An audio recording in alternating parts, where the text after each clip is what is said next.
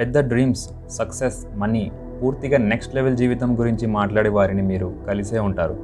వారు దానిని క్లియర్గా ఇమాజిన్ చేస్తారు, దాన్ని ఈజీగా సాధించగలరు అని నమ్ముతారు. కానీ నిజానికి ఏమీ మారదు. ఇది కేవలం బద్ధకం కాదని సైకాలజీ చెప్తుంది.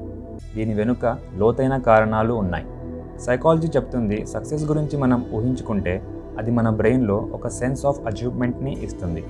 కాబట్టి ఎవరైనా తమ గోల్స్ గురించి కాన్స్టాంట్గా ఆలోచిస్తుంటే వారి బ్రెయిన్లో వారు ఇప్పటికే ఒక గోల్ని సాధించినట్లుగా చిన్న అమౌంట్లో సాటిస్ఫాక్షన్ లేదా సంతృప్తిని రిలీజ్ చేస్తుంది.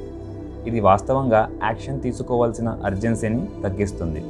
రెండవది, ఫియర్ ఆఫ్ ఫెయిల్యూర్ అనేది మోటివేషన్ అనే ముసుగులో దాగి ఉంటుంది. వారికి యాంబిషన్ లేదని కాదు, ట్రై చేసి ఫెయిల్ అయితే ఏమవుతుందోనని వారు భయపడతారు. అందుకే తమ ఇమేజ్ డ్యామేజ్ అయ్యే ప్రమాదం ఉందని వారు ట్రై చేయకుండా ప్లానింగ్ ఫేజ్లోనే ఆగిపోతారు. ఎందుకంటే వారు ప్రయత్నించినంత కాలం వారి డ్రీమ్ ఇంకా బ్రేక్ అవ్వకుండా పరిపూర్ణంగానే ఉంటుంది. మూడవది, వారు రైట్ టైం కోసం వెయిట్ చేస్తూ ఉంటారు. చాలామంది వాళ్ళు ఏదైనా స్టార్ట్ చేసే ముందు రెడీగా ఉన్నాం, ఫుల్గా ప్రిపేర్డ్గా ఉన్నాం అనే ఫీలింగ్ రావాలి అని నమ్ముతారు. కానీ సైకాలజీ ప్రకారం రెడీనెస్ అనేది యాక్షన్కు ముందు కాకుండా యాక్షన్ తీసుకున్న తర్వాతే వస్తుంది. అందుకే వారు సరైన సమయం కోసం ఎదురు చూస్తూనే ఉంటారు, కానీ ఆ సమయం ఎప్పటికీ రాదు. నాలుగవది, ఓవర్ థింకింగ్ లేదా అతిగా ఆలోచించడం అనేది మెంటల్ ఎగ్జాషన్ లేదా మానసిక అలసటను క్రియేట్ చేస్తుంది. వారు ప్రతి స్టెప్, ప్రతి అవుట్కమ్, ప్రతి పాసిబిలిటీ గురించి లోతుగా ఆలోచిస్తారు. కానీ ఈ కాన్స్టాంట్ అనాలిసిస్ మెంటల్ ఎనర్జీని డ్రైన్ చేసేస్తుంది. యాక్షన్ తీసుకోవాల్సిన సమయం వచ్చేసరికి వారు అప్పటికే అలసిపోయి ఉంటారు, కాబట్టి అసలు ఏమి యాక్షన్ తీసుకోరు.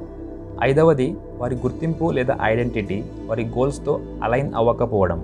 ఎప్పుడైతే ఒక వ్యక్తి యొక్క ఆలోచనలు మరియు యాక్షన్స్ మ్యాచ్ అవ్వకుండా ఉంటాయో అలాంటి యాక్షన్స్ని మన బ్రెయిన్ రెసిస్ట్ చేస్తుంది.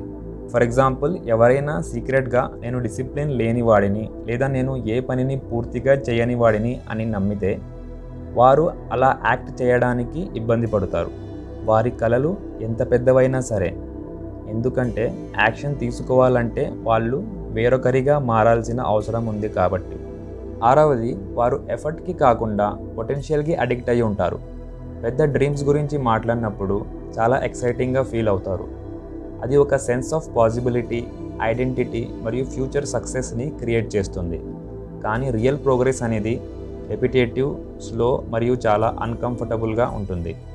అందుకని వారు బోరింగ్గా ఉండే హార్డ్ వర్క్ చేయకుండా జస్ట్ వాళ్ళ ఇంట్రెస్టింగ్ ఐడియాస్ గురించి ఆలోచిస్తూ ప్రస్తుతం ఉన్న సిచ్యువేషన్ని ఎస్కేప్ అవుతూ హ్యాపీగా ఫీల్ అవుతూ ఉంటారు. ఫైనల్గా, పెద్ద డ్రీమ్స్ కనడం అరుదైన విషయమేమీ కాదు, కానీ వాటిని వాస్తవ రూపంలోకి మార్చడమే అసలు విషయం. మరి ఆ డ్రీమ్స్ని సాధించడానికి టాలెంట్ అవసరం లేదు.